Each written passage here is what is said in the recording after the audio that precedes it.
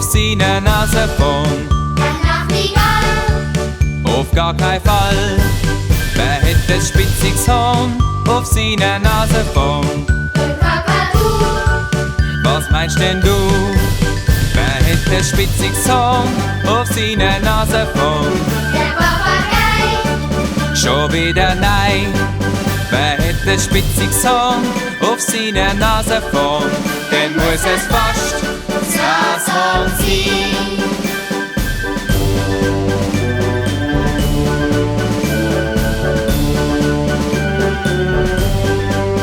der hätte spitzig Sand auf seine Nase von. Ach, Nachtigall, Auf gar keinen Fall, der hätte spitzig Sand auf seine Nase von. der Kakadu, Was meinst denn du? Der hätte spitzig Sand auf seine Nase von. der Papagei,